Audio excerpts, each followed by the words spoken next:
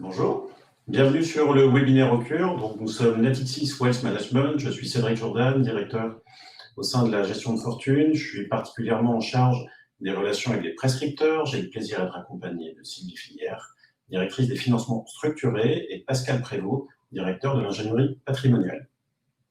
Nous allons vous présenter aujourd'hui un sujet qui est le financement et l'accès à la liquidité pour les chefs d'entreprise. Vous avez en bas de l'écran un onglet sur lequel vous pouvez poser des questions pendant le webinaire et nous y répondrons à la fin. La présentation est prévue pour durer à peu près une trentaine de minutes avec une dizaine de minutes de questions et on va vous présenter la banque, vous présenter les mécanismes et quelques exemples concrets en fin de présentation pour vous montrer la réalité du dossier qu'on a traité tout simplement. Donc aujourd'hui, Natixis Wealth Management est une banque du groupe BPCE. On gère à peu près 30 milliards d'encours d'actifs au sein de nos différentes structures, qu'elles soient la gestion de fortune, qui est notre métier, notre société de gestion, et que ce soit en France ou au Luxembourg. On est une société qui est capable de traiter les dossiers des deux côtés de la frontière en fonction des cas des clients et en fonction de l'intérêt de l'opération. Il y a une fluidité entre les équipes qui permet de travailler très facilement d'un côté ou de l'autre pour mener à bien les opérations que vous pouvez recommander. À aujourd'hui, on travaille depuis quelques années, on a développé une convention pour travailler avec des family office, pour travailler avec des prescripteurs, pour travailler avec des avocats. On a bien conscience que l'intermédiation des clients pour les grosses opérations, qui sont d'ailleurs de plus en plus nombreuses dans le contexte de marché actuel, sont de plus en plus intermédiés. On voit de plus en plus de conseils. Donc, on s'est organisé à travers la convention que j'évoquais pour avoir, pour les métiers qui le permettent, des relations qui soient saines, construites, encadrées, pour qu'on puisse accompagner les clients que vous représentez et leur offrir la totalité de l'offre de la banque. Donc, aujourd'hui, la structure de la banque, c'est de profiter d'un écosystème, et on va vous montrer un petit graphe qu'on a créé. En fait, l'idée, c'est de sortir de la présentation habituelle du banquier, où vous avez le banquier, les expertises, la société de gestion, qui travaillent autour. Là, on essaye d'être beaucoup plus en amont, on essaye d'être au départ des opérations et surtout de profiter de toutes les forces du groupe. On a la chance d'être dans un groupe qui regroupe les caisses d'épargne, les banques populaires, Natixis, et qui permet d'avoir accès à un nombre d'expertises et un nombre de réseaux qui sont colossaux. Donc, quand vous regardez le graphe, on a mis quelques exemples, mais évidemment, on ne peut pas mettre tout le groupe.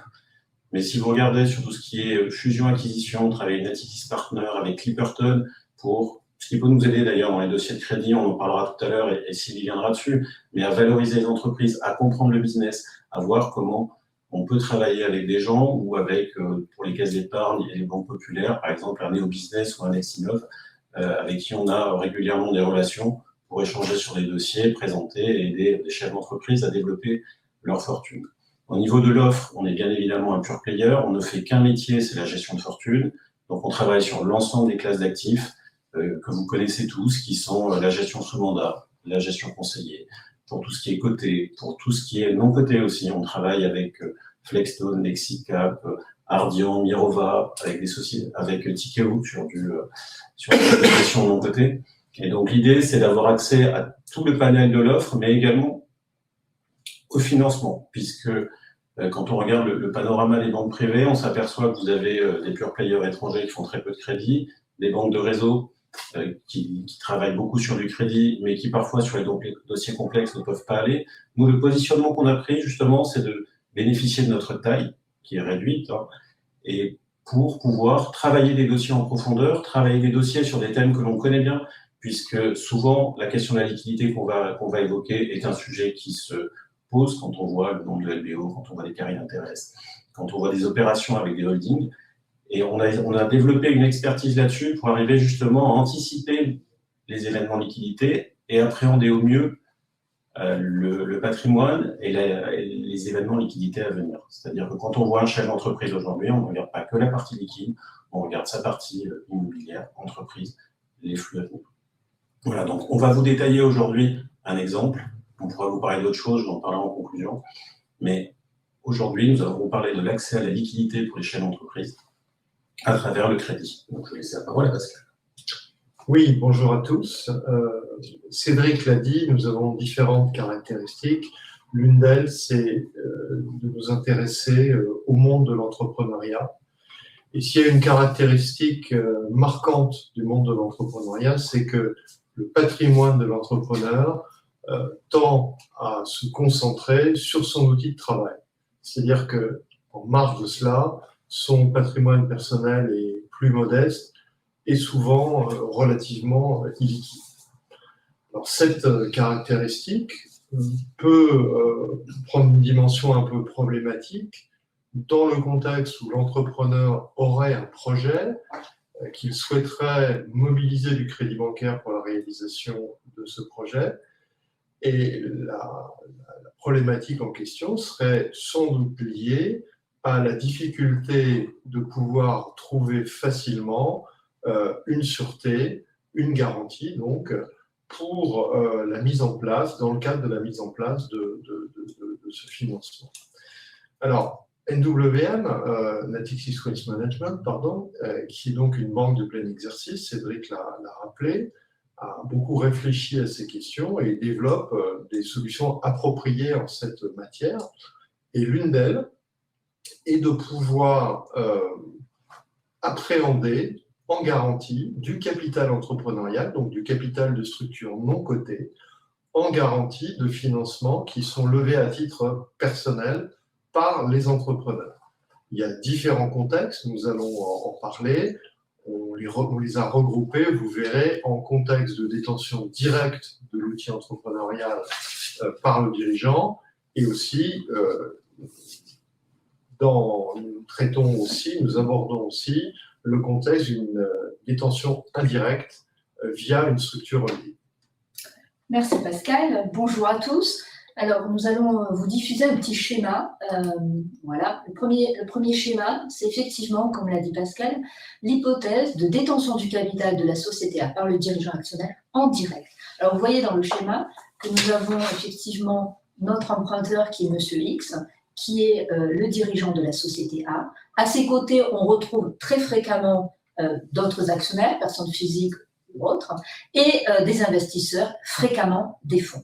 Alors, effectivement, Monsieur X a un projet personnel, il a peu ou pas de liquidité qui lui permettent de répondre à ce projet ou d'apporter des garanties éligibles à une banque de gestion de fortune. Garanties éligibles, je veux dire des garanties financières liquides. Alors nous, effectivement, Pascal a commencé à en parler, on a une offre très différenciante parce qu'on considère effectivement que le jour où l'entrepreneur a fait son cash-out, il va être entouré de toutes les banques de la place. Par contre, effectivement, quand il est investi uniquement dans son outil professionnel, effectivement, ça va être plus compliqué et peu de banques sont capables de proposer un financement adossé à des titres de sa société. Donc nous misons vraiment sur la fidélité, être là au moment où l'entrepreneur en a besoin et après, effectivement, rester à ses côtés lorsqu'il aura fait son cash-out. Alors, comment on fait? Comment on fait pour pouvoir l'accompagner en prenant en garantie les titres de la société A? Il y a 3 items sur lesquels je voudrais m'attacher lors de ce webinaire. Ce sont les suivants. Première question cruciale, c'est comment on valorise les parts de la société A. Puisqu'effectivement, une société cotée, quand on prend des garanties, des titres en garantie d'une société cotée, c'est facile, on a une valorisation au jour le jour, on est capable effectivement de valoriser notre garantie. Société non cotée, il n'y a aucun indice de valorisation. Le deuxième item sur lequel je reviendrai, c'est la connaissance du pacte d'actionnaires. Donc on verra effectivement que c'est le document maître sur lequel on va travailler. Et enfin, un événement clé aussi, ce sont tout ce qui est événements de liquidité dans le futur et qui permettront d'identifier pour la banque une sortie de notre crédit. Alors, je vais revenir sur les 3 points. Le premier point, la valorisation de la société. Effectivement, ce qui nous intéresse pour pouvoir valoriser notre garantie. Alors, on a 3 pistes, encore une fois, ce sont des pistes, 3 pistes pour pouvoir valoriser la structure. Je vous l'ai dit, et puis vous le voyez à l'écran, il y a fréquemment des fonds au capital. Aujourd'hui, toute société a aujourd'hui un fonds qui est rentré au capital. Donc, quand il y a un fonds au capital, on va regarder lors de son entrée quelle a été la valorisation de l'entreprise. Parce que quand un fonds rentre, il y a obligatoirement une valorisation. Alors, effectivement, si le fonds est rentré il y a 3 ans, c'est pas un indice, c'est un marqueur très, très pertinent, mais si le fonds est arrivé l'année dernière, il y a 6 mois, ça nous donne un très bon marqueur sur lequel on va pouvoir se baser pour valoriser la société A. Le deuxième marqueur, si je puis parler ainsi, c'est le rachat minoritaire. Il peut y avoir eu, dans un délai proche, des minoritaires qui sont sortis du capital de la société. Alors, ils sont sortis, comme vous le savez, quand on sort des minoritaires, il y a ce qu'on appelle une décote dite de minoritaire, puisqu'effectivement, la liquidité qui leur est offerte est immédiate. Donc, c'est un indice, un marqueur de valorisation, bien entendu, qu'on va prendre en compte, mais qui va nous aider dans la valorisation de la structure. Et enfin, la troisième piste, s'il n'y a pas de fonds capital, il n'y a pas eu de sortie de minoritaires dans une échéance proche, ou alors si on veut confirmer notre valorisation sur laquelle on s'est basé, on a, et ça Cédric, tu en as parlé tout à l'heure, hein, plusieurs entités dans le groupe qui peuvent nous aider, parce qu'on ne valorise pas une société dans la tech de la même manière qu'une société dans la grande distribution. Donc, dans la tech, on va être sur des méthodes de valorisation par les flux. Et là, effectivement, on a des structures. Tu as parlé de Néo Business, je crois, tout à l'heure. Donc, on a des structures qui nous aident et qui nous aident à valoriser.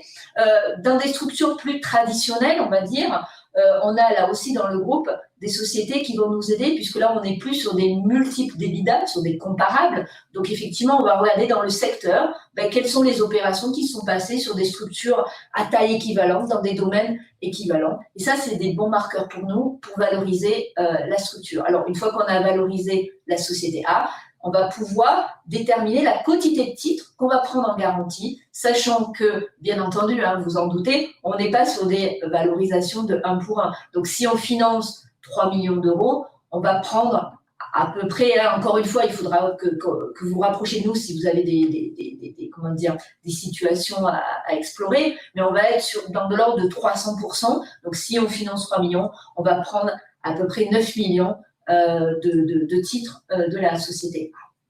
Donc ça, c'est l'aspect valorisation. Ensuite, je parlais du pacte d'actionnaires, hein, vous le voyez à l'écran, qui effectivement est un document qui lie les différents actionnaires de la société A. Alors, c'est un document qui est parfois très indigeste, puisque c'est un document qui est à forte connotation juridique. Il règle les rapports entre les différents actionnaires. Et nous, il va nous intéresser à plusieurs niveaux. Premier niveau, c'est le nantissement des parts de la société A. Est-ce qu'il est possible déjà de nantir les parts de la société A? Si c'est possible, on va regarder quel est l'organe compétent. Alors très souvent, vous avez un représentant du fonds, vous avez un quantum au niveau des actionnaires, mais pas forcément. Donc, il va nous donner toutes ces indications sur comment on obtient l'autorisation pour nantir les titres de la société A. Parfois également, on est dans des situations où le fonds arrive et donc ça peut être effectivement très judicieux de se situer à ce moment-là, puisqu'on va dire à notre emprunteur de prévoir dans la rédaction de ce pacte d'actionnaires la possibilité de nantir les titres de la société A. Autre chose, les pactes d'actionnaires prévoient très fréquemment la possibilité de nantir les parts de la société A quand il s'agit de financer une relution. Donc, pour pouvoir augmenter sa participation, très fréquemment, les pactes autorisent le nantissement. Maintenant, effectivement, nous, on est sur des projets, comme on l'a dit, personnels, on verra tout à l'heure des exemples, mais financer sa résidence principale, sa résidence secondaire en utilisant des parts de la société, c'est pas forcément prévu dans le pacte. Donc voilà, c'est tout un travail. Plus on est en amont, et plus effectivement, c'est facile de le prévoir dans le pacte. Le troisième item, qui est l'élément clé dans le dossier, c'est les événements de liquidité. Pourquoi on va intervenir? Pourquoi on va prendre en garantie les titres de la société A? Parce qu'effectivement, on a une échéance à court ou moyen terme de liquidité, de cash-out pour l'entrepreneur. Alors, ces liquidités, ils sont de plusieurs natures et ils figurent très souvent dans le pacte d'actionnaires. Le premier indice qu'on peut trouver, c'est tout ce qu'on appelle les clauses de lever. Alors, pour ceux qui ne sont pas très familiers de cette terminologie, hein, je vous explique. La clause de lever, c'est qu'est-ce qui se passe si le dirigeant, emprunteur, décède? Qu'est-ce qui se passe si le dirigeant quitte la structure? Et là encore, quand il quitte la structure, il peut la quitter en good ou bad lever. en sachant que le décès est toujours un good leaver, mais il peut être amené à être licencié, donc il part en bad leaver. Et qu'est-ce qui se passe quand on part en bad leaver? Ben, on a une décote, les parts sont rachetées, mais on a une décote. Donc, je vous rappelle que nous, on a nanti les parts. Donc, si effectivement il y a une décote, ça peut être pénalisant pour nous. D'où l'intérêt, je reboucle sur ce que je vous ai dit tout à l'heure, l'intérêt d'avoir une quotité de titres qui n'est pas du 1 pour 1, mais quand on est sur 300%, ça nous permet effectivement de temporiser effectivement la baisse de valorisation qui serait due en cas de bad leaver. Donc ça, c'est les premières clauses. Ça encore, ça figure dans le pacte d'actionnaire et ça demande effectivement la maîtrise et l'expertise pour aller vérifier la lecture de ces clauses. Ensuite, très fréquemment, dans les pactes d'actionnaires, il y a ce qu'on appelle des clauses de respiration. Alors, qu'est-ce que c'est une clause de respiration? C'est la possibilité pour le dirigeant actionnaire, ou même des actionnaires, c'est pas forcément pour les dirigeants, la possibilité de céder des paquets d'actions avec des fenêtres de liquidité. Alors ça aussi, c'est très important pour nous, puisque ça nous permet de caler, par exemple, l'échéance de notre crédit à cette fenêtre de liquidité. Cette fenêtre de liquidité, on l'a vu aussi dans de nombreux dossiers, elle peut exister chaque année. Chaque année, l'actionnaire peut céder 5% de ses titres. Donc là aussi, c'est des indications très importantes pour nous, puisque ça nous permet d'envisager, pourquoi pas, un amortissement partiel du crédit, en se calant sur les différentes fenêtres de liquidité. Enfin, le dernier élément, c'est tout ce qui est réorganisation capitalistique, levée de fonds. Alors ça n'apparaît pas fondamentalement dans le pacte d'actionnaire, mais ça, c'est en discutant avec le dirigeant, c'est effectivement discuter avec lui et voir est-ce qu'à horizon 1 an, 2 ans, il va y avoir une prochaine levée de fonds, si effectivement le fonds est là depuis 6-7 ans et que d'ici 2 ans, il va sortir. Voilà, tous ces événements nous permettent donc de caler l'échéance de notre crédit. Donc là, effectivement, c'est l'hypothèse, on va dire, facile, basique pour nous. On a un emprunteur qui détient les titres de la société A qu'on va prendre en garantie. Mais il peut y avoir une complication, et là, je vais laisser la parole à Pascal, puisqu'il peut y avoir une structure un peu différenciante. Alors effectivement, Sylvie évoquait la structuration première, la plus basique, qui est celle de la détention directe. Nous pouvons aussi constater des structurations indirectes, donc faisant intervenir une holding. C'est typiquement le cas quand la société opérationnelle a été acquise dans le cadre d'un process de LBO via la création d'une NewCo qui a levé un emprunt pour acquérir sa cible. Ça peut aussi être le fruit d'un schéma de réorganisation du patrimoine, notamment entrepreneurial de l'entrepreneur, basé sur des stratégies d'apport de titres à une structure soumise à l'IS en report d'imposition le plus souvent. Tout à fait, merci Pascal. Donc là, on va diffuser le deuxième schéma à l'écran. Alors, le deuxième schéma, donc vous revoyez effectivement toujours notre emprunteur, Monsieur X, qui a interposé entre lui et la structure A sa holding patrimoniale. Nous retrouvons les autres actionnaires qui sont là, le fonds, donc à un étage plus bas, effectivement, le pacte d'actionnaires toujours présent, qui lie cette fois la holding, les actionnaires et les investisseurs. Alors là, le sujet est toujours le même, je précise bien, le sujet n'est pas de financer la holding, donc, dans laquelle on pourrait prendre les parts de la société en garantie. Le sujet est toujours monsieur qui veut, par exemple, acheter sa résidence principale, et effectivement, il est à un cran supérieur. Alors, la problématique, vous la voyez apparaître à l'écran, c'est qu'effectivement, on ne peut pas, dans ce schéma-là, prendre en garantie les parts de la société A. Pourquoi? Puisqu'effectivement, on y a interposé une structure holding. Donc, cette dernière ne peut valablement pas donner en garantie les titres de la société A. Pourquoi? Puisqu'effectivement, là, on va être confronté à des sujets pas très sympathiques, puisqu'effectivement, c'est des notions de sanctions pénales, d'ABS et d'abus de confiance. Alors, ABS, si la holding a été créée sous la forme d'une société commerciale, SA, SARL, SAS, mais il y a toujours une interdiction si effectivement on a utilisé une société civile, et là, effectivement, on peut être sous le coup d'un abus de confiance. Donc ça, effectivement, il y a déjà le premier pare-feu qui est interdiction, puisque sanction pénale potentielle si on prend en garantie ces titres. Et de toute façon, à côté de ça, on a tout un panel de sanctions dites civiles qui sont on regarde les droits des sociétés, je ne vais pas m'étendre là-dedans, mais effectivement, vous avez tout ce qui est convention interdite, ça parle peut-être pour certains, tout ce qui est nullité de la garantie, donc qui nous empêche vraiment de pouvoir nous positionner directement au niveau de la société A. Je le rappelle, la société A étant celle qui offre effectivement comment dire, pas la sécurité, mais la liquidité, même si elle n'est pas immédiate, mais la liquidité la plus certaine. Alors, comment on fait? On a quand même une solution et on intervient dans de nombreux dossiers, hein, Cédric, dans lesquels on va prendre en garantie non pas les titres de la société A, mais là, les titres de la société X, donc de la holding. Alors, contrairement au premier schéma, là, on va prendre toutes les parts de la holding. Vous vous rappelez, tout à l'heure, je vous ai dit qu'on va valoriser la structure pour pouvoir déterminer la quotité. Je vous ai parlé de 300% de parts. Là, le sujet est différent. Là, effectivement, il y a une interposition. Il est important pour nous qu'on puisse prendre la totalité des parts de la société holding. Alors, il peut arriver que l'emprunteur ait fait, comment dire, ait introduit dans la holding sa famille. Effectivement, ça peut arriver. Donc, effectivement, dans ce cas-là, si c'est un projet très personnel, comme une acquisition principale, on va faire intervenir également son épouse pour avoir en garantie les titres de la holding.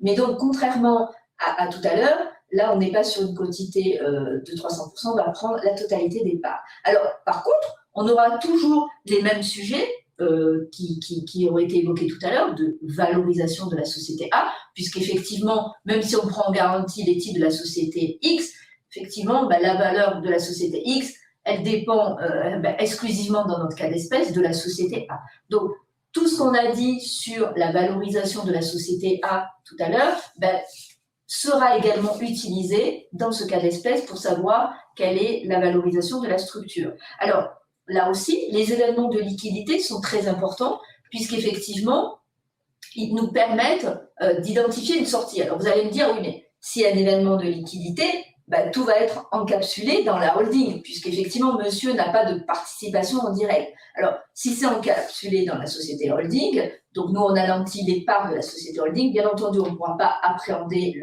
le fruit de cession, bien entendu, mais l'emprunteur va disposer de divers moyens pour sortir cet argent. Alors, les dividendes, avec bien sûr un frottement fiscal, mais il peut sortir cet argent pour nous rembourser via des distributions de dividendes, ou, pourquoi pas, via des remboursements de comptes courants, s'il en existe. Donc, effectivement, ça, c'est des solutions qui existent et qui nous permettent d'identifier la sortie aussi et de caler l'échéance de notre crédit.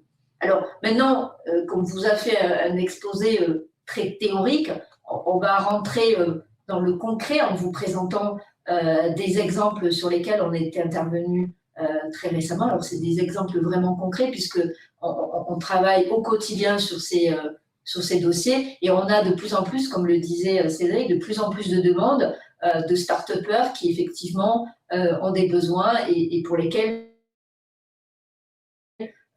on est quasi la seule banque à pouvoir les accompagner sur ce type de schéma. Oui, il y a un point qui est important quand même à souligner, c'est que si vous êtes peu familier de ces montages-là, ou finalement vous avez peu de clients qui ont vécu ce type d'expérience et qu'à un moment vous avez besoin de notre aide, nous, on est toujours ravis de vous servir de levier. C'est-à-dire que c'est des sujets qu'on maîtrise, c'est des sujets qu'on connaît et qu'on traite quasiment au quotidien.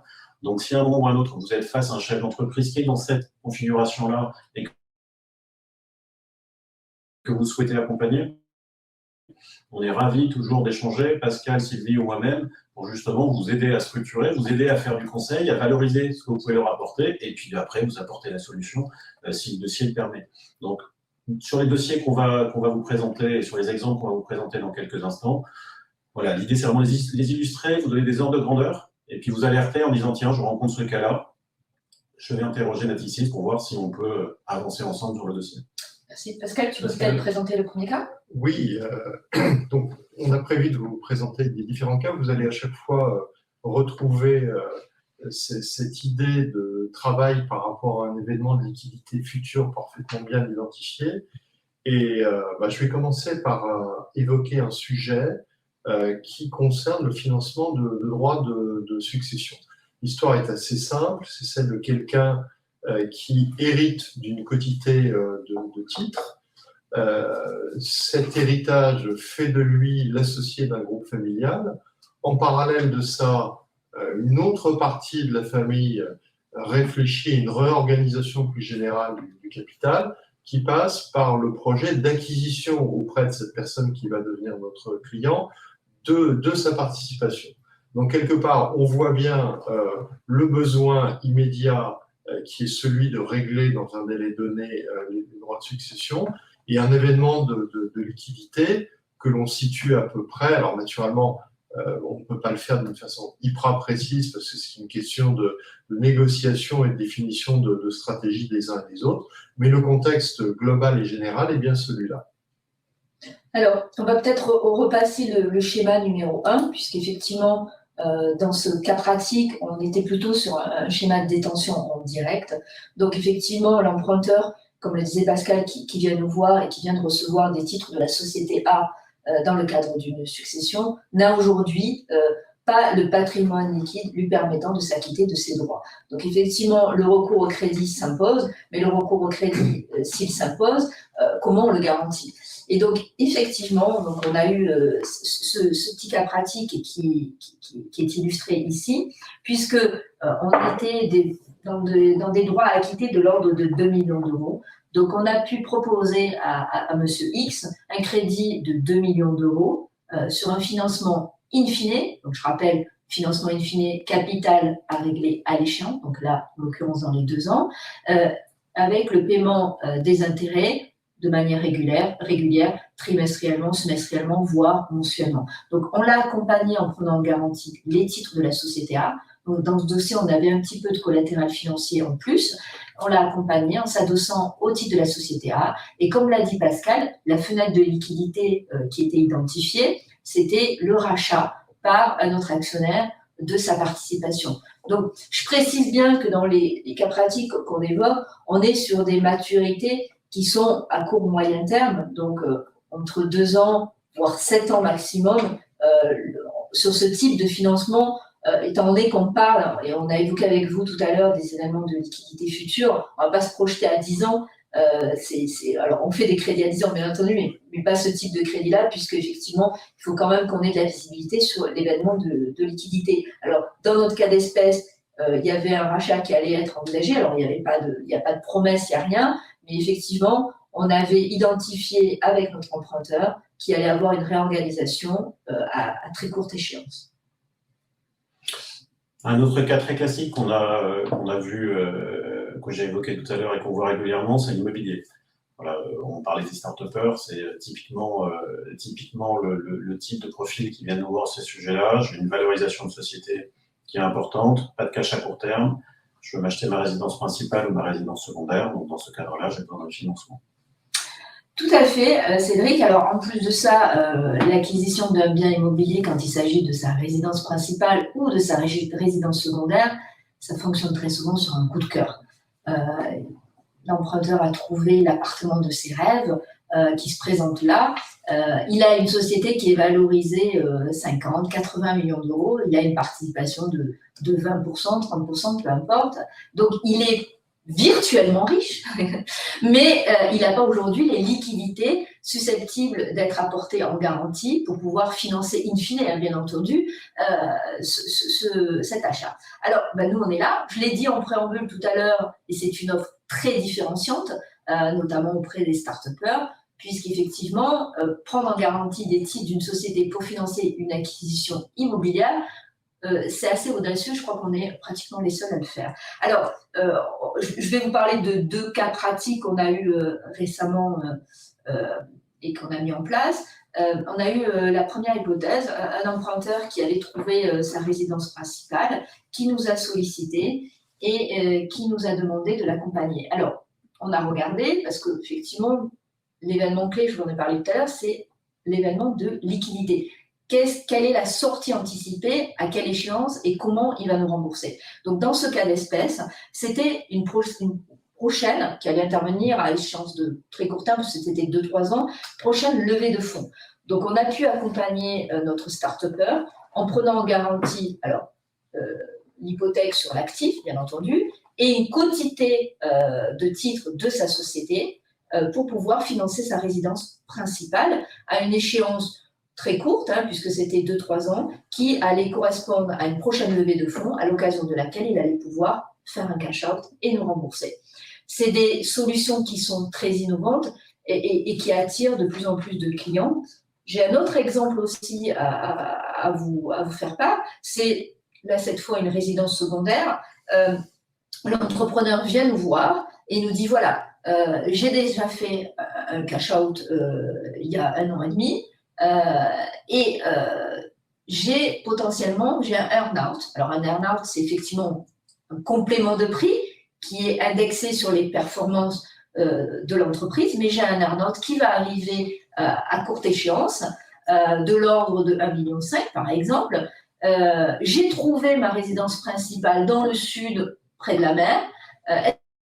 Est-ce que vous pouvez? Donc là aussi, on l'a accompagné en prenant en garantie une hypothèque sur la résidence secondaire, une quotité de titres de sa société, de la société A, et l'échéance, l'événement qui allait nous permettre d'être remboursés, c'était l'earn-out, puisque l'earn-out allait être capté via le nantissement des titres. Donc ça, c'est 2 cas, effectivement, sur lesquels on est vraiment sur des projets personnels de l'emprunteur, sur lesquels on est capable d'aller. Alors, bien entendu, j'en parle maintenant parce que c'est une évidence, mais nous intervenons également sur tous les cas de relution, puisqu'effectivement, là, on est sur l'outil professionnel. Alors, il peut arriver que notre emprunteur, Monsieur X, ait besoin de se reluer au capital. Pourquoi? Parce qu'un fonds va arriver et il ne veut pas passer de 20% à 10%. Ça peut être, j'en ai parlé tout à l'heure, la nécessité, avant une prochaine levée de fonds, de nettoyer sa table capitalistique et donc d'acheter des parts à des minoritaires. Donc là aussi également, on est intervenu sur ce type de financement en prêtant à l'emprunteur. Alors j'ai un exemple récent que j'ai noté là, c'était un crédit de 3 millions d'euros in fine sur 5 ans, adossé donc au titre de la société acquis. Alors là, effectivement, on a pris quoi en garantie? On a pris les titres qu'il rachetait à son minoritaire. Comme il était déjà actionnaire, on a complété ce nantissement par des titres qu'il possédait déjà. Et donc, on a pu l'accompagner pour pouvoir nettoyer sa table capitalistique. Alors, il y a plein d'autres sujets sur lesquels on peut intervenir, plein d'autres objets. Moi, je vous invite à vous rapprocher parce qu'on ne peut pas voir tous les dossiers lors de ce webinaire, mais je vous laisse vous rapprocher de nous si vous avez des cas pratiques à nous soumettre qu'on examinera bien volontiers. Non, ce qu'on voulait que vous ayez en tête surtout, c'est que notre cible sont des clients qui ont au moins 2,5 millions d'actifs, je dirais, dans nos livres, et que sur ce type de financement que chez nous on appelle complexe, qui sont financés avec en garantie des titres non cotés, ce qu'on regarde, c'est la situation globale et la volumétrie du patrimoine.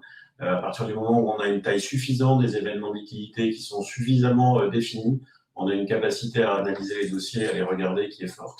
Donc, gardez ces éléments en tête là.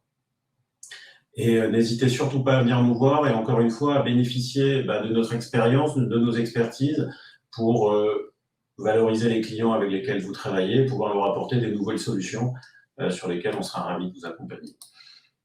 On aurait pu vous parler d'ailleurs très rapidement de financement de private equity, puisqu'on finance notre offre en private equity, de financement de restructuration patrimoniale, quand il y a des immeubles, quand il y a des structures, quand il y a des donations. Enfin, voilà, toutes ces choses-là font peut-être l'objet d'un prochain webinaire.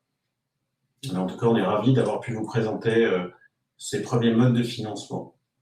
Alors, moi là, je vois qu'on a une question, Cédric. Je crois que tu as eu le cas il n'y a pas longtemps, où effectivement, on avait quelqu'un qui allait céder sa boîte d'ici la fin de l'année, et il allait avoir 70 ans dans 3 mois. Ah oui, alors ça, c'est un cas qui est venu. Alors, on ne l'a pas mis dans les exemples pour...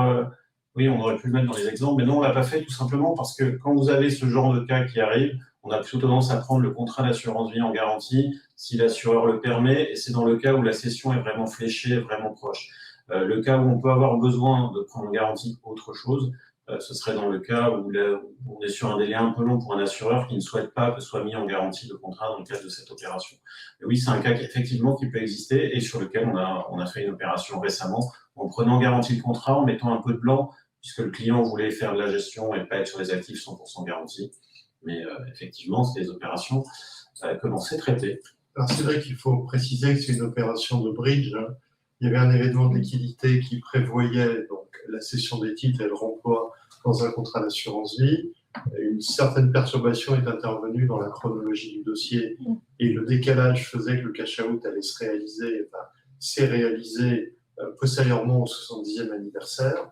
Donc ça a été une opération avec un événement de liquidité extrêmement bien ciblé, que l'on ne peut pas analyser comme une opération spéculative de pure capitalisation à crédit. C'est la raison pour laquelle nous avons pu la mettre en œuvre. Alors là, on s'est cantonné à des exemples, on va dire, acquisition immobilière, paiement des droits de succession. C'est pas du tout limitatif. On a même fait du financement de train de vie en s'adossant à des actifs financiers. Donc là encore, je vous invite vraiment, si vous avez des cas pratiques, à nous les soumettre. Et à voir si on peut accompagner votre client. Je ne sais pas s'il y a des questions ou d'autres questions. Je n'en vois pas d'autres. Quelqu'un n'a pas de questions? Bon. Pas de regret. Un grand merci. Un grand merci à tous. Merci Merci à Rocure tous pour l'organisation de l'événement. Et à très bientôt. Au revoir, merci. Bonne journée, au revoir.